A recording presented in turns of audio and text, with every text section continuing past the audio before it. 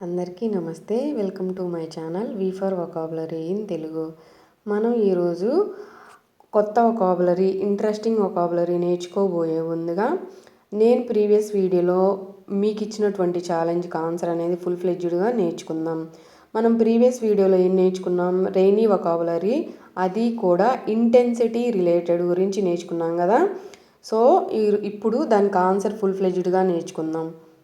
ఇచ్చిన ఛాలెంజ్ వచ్చేసరికి స్ప్రింకిల్ అని పలకాలి.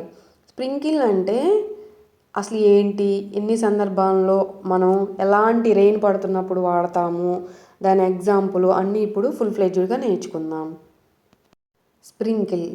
స్ప్రింకిల్ అంటే చల్లుట, చిలకరించుట, ఇంకా మనకి అర్థమయ్యే భాషలో చెప్పాలంటే తేలికపాటి జల్లులు, తేలికపాటి వర్షం అని అర్థం అన్నమాట. మనం దీన్ని వర్షం రిలేటెడ్తో, ఇప్పుడు మనం వర్షం రిలేటెడ్ అయితే తేలికపాటి జల్లు అని తెలుసుకున్నాం కదా. మనం దీన్ని ఇప్పుడు ఎవరైనా ఇట్లా పంటల మీద స్ప్రే చేస్తున్నప్పుడు అది కూడా చిన్న జల్లులాగే పడిద్ది, దానికి కూడా వాడచ్చు. మళ్ళీ ఫుడ్ మీద మనం స్ప్రింకిల్ చేస్తూ ఉంటాం, ఏంది గార్నిషింగ్ అంటాం కదా. అంటే ఏదైనా కొత్తిమీర, లేదంటే కేక్ మీద అయితేనేమో క్రీము, ఇలాగ స్ప్రింకిల్ చేస్తూ ఉంటాం కదా. సో ఇవన్నీ కూడా చల్లుట లేదంటే చిలకరించుట అని అర్థం అన్నమాట, గుర్తుపెట్టుకోండి. దీనికి ఆన్సర్ చాలామంది ఎగ్జాంపుల్స్ చాలా బాగా చెప్పారండి, చాలా మంచిగా ఆన్సర్ చేశారు. వాళ్ళందరూ కూడా కరెక్ట్గానే ఆన్సర్ చేశారు. సో ఇలాగే కంటిన్యూ చేయండి, తప్పైనా పర్వాలేదు, మనం నెక్స్ట్ డే నేర్చుకుంటాం కదా. సో దీనికి ఎగ్జాంపుల్ నేర్చుకుందాం. The sprinkle stop after a few minutes. The sprinkle stop after a few minutes అంటే కొన్ని నిమిషాల తర్వాత ఆ తేలికపాటి జల్లులు ఆగిపోయాయి అని అర్థం అన్నమాట. సో ఇంకొక ఎగ్జాంపుల్ చూద్దాం. Farmers prayed for more rain after the light sprinkle అంటే తేలికపాటి చినుకల తర్వాత రైతులు ఎక్కువ వర్షం కోసం ప్రార్థించారు అని అర్థం అన్నమాట.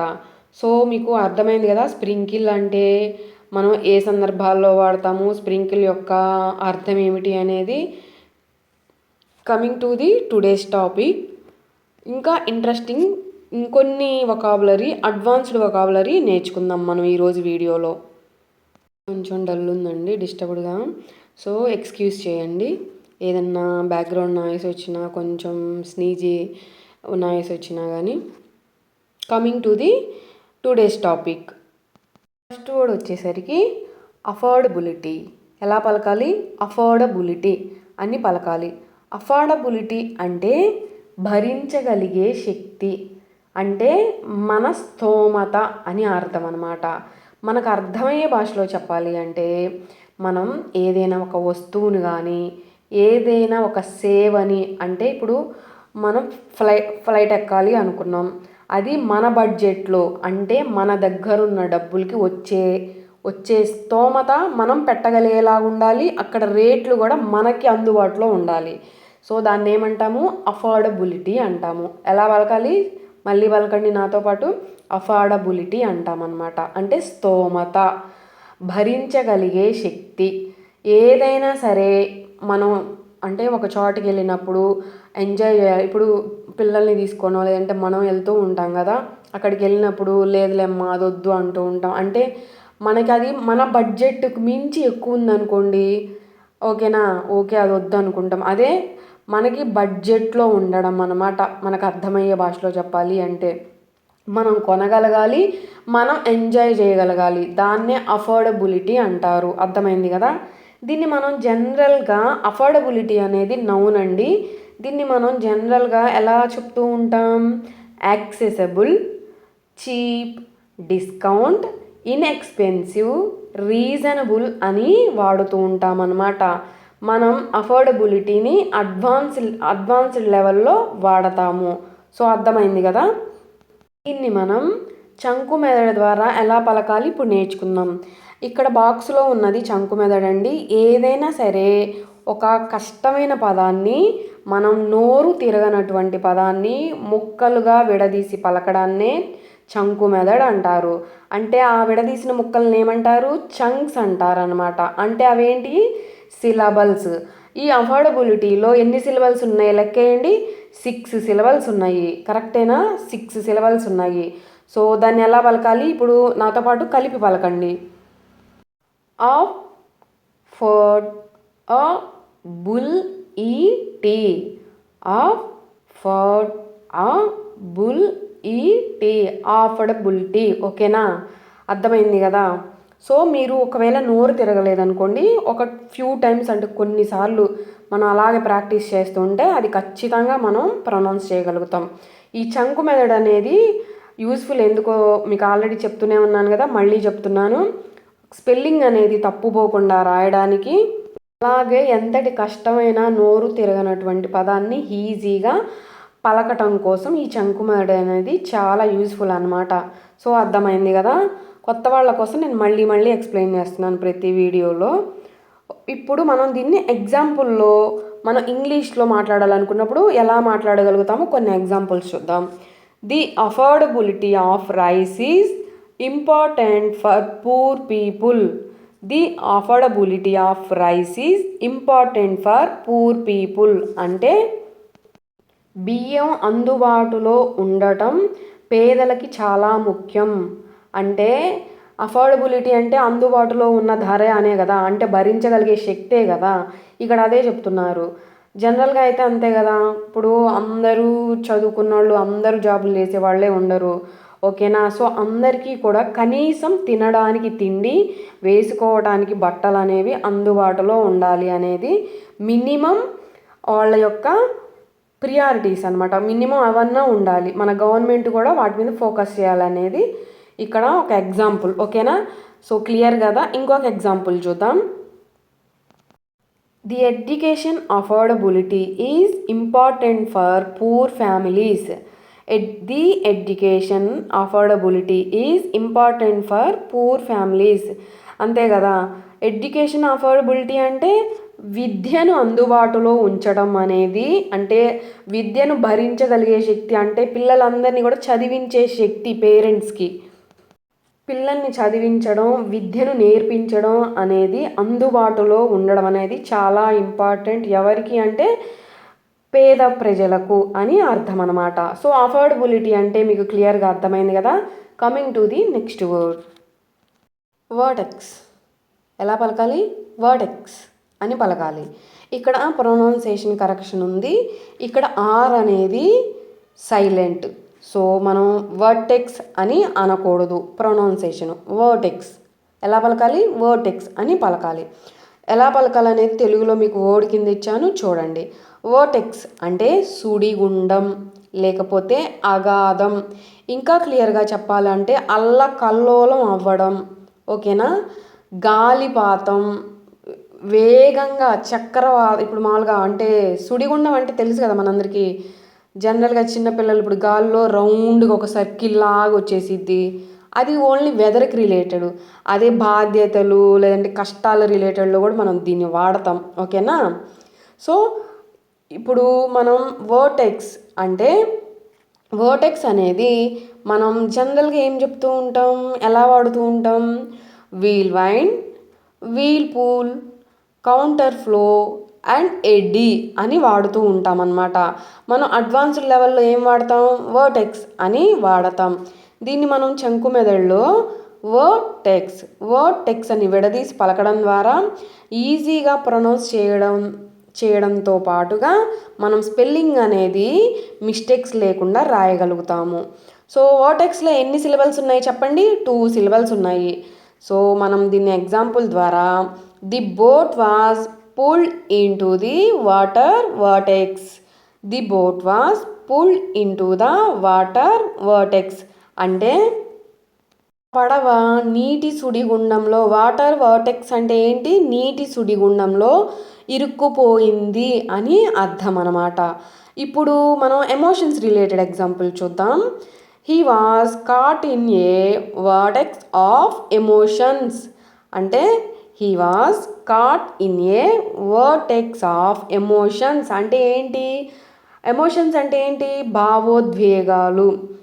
కాట్ అంటే ఏంటి? చిక్కుకోవడం. అర్థమైందా?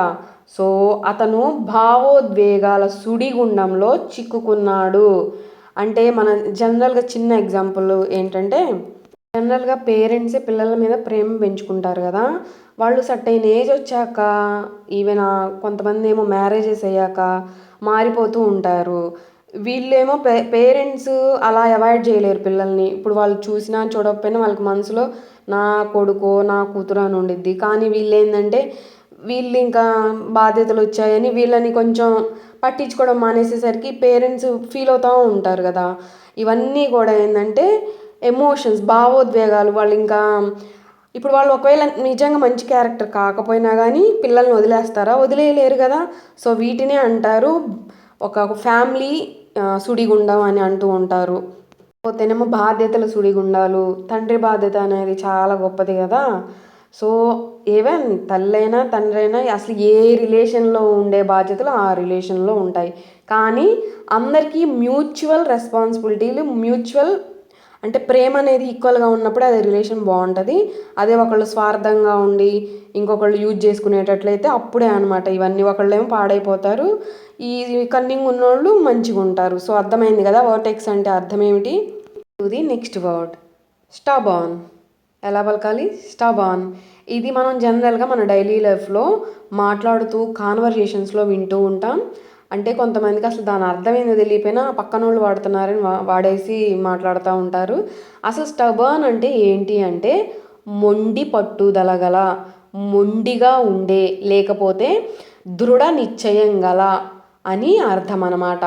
మనకు అర్థమైన భాషలో చెప్పాలి అంటే మొండితనంగా ఉండే వ్యక్తి అంటే ఒక నిర్ణయం తీసుకుంటే ఇంకా దానిలో ఎలాంటి మార్పు లేకుండా దాని మీదే ఇది తప్పురా నాయనా అని చెప్పినా కానీ దాన్నే పట్టుకొని పట్టుబట్టడం. నాకు ఇదే కావాలి, నువ్వు చేస్తానన్నావు కదా ఎందుకు చేయలేదు, ఇలాంటి మెంటాలిటీనే స్టబర్న్ మెంటాలిటీ అంటారు.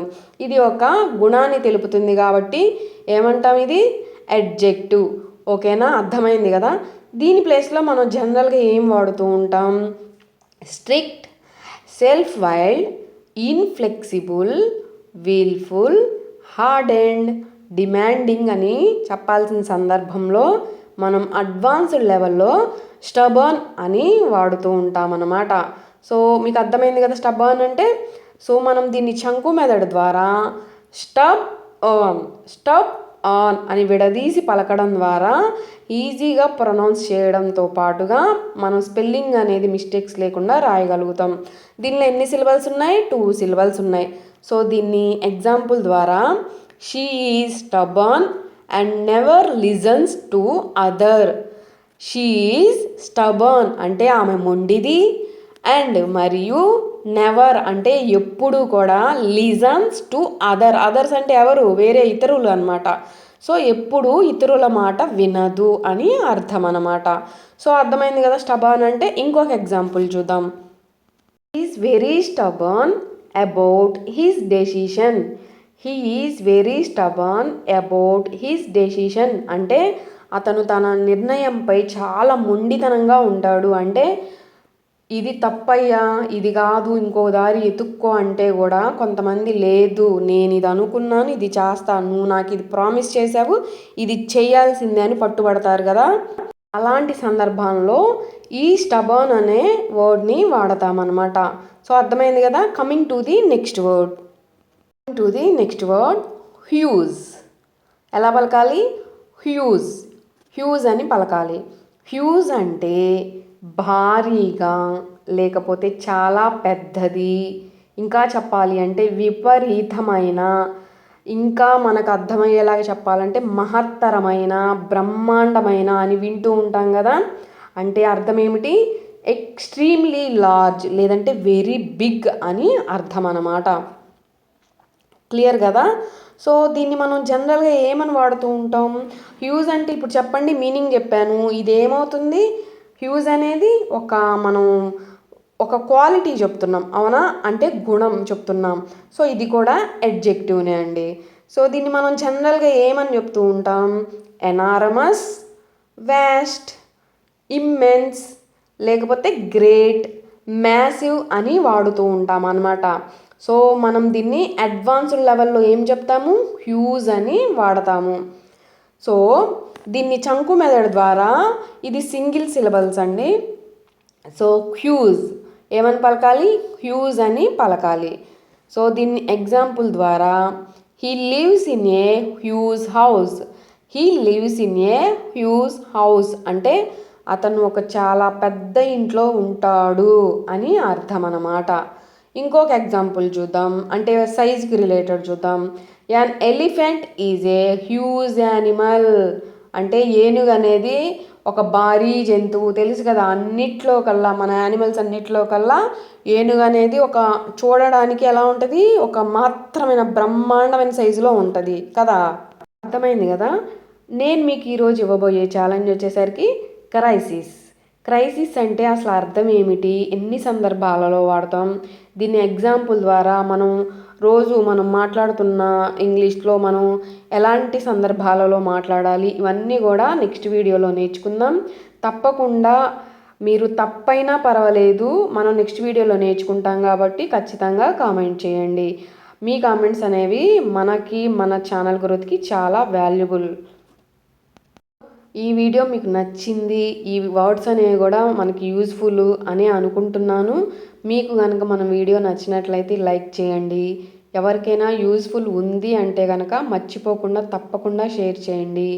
మీరు ఈరోజే మన ఛానల్ని చూస్తున్నట్లయితే మీకు యూజ్ఫుల్ ఉంది అనుకుంటే కనుక సబ్స్క్రైబ్ చేసుకోండి. మీ అందరి ప్రేమ, మీ అందరి ఆశీస్సులు నాకు ఇలాగే ఉంటాయి అని కోరుకుంటూ thanks for watching my video. Thanks a lot.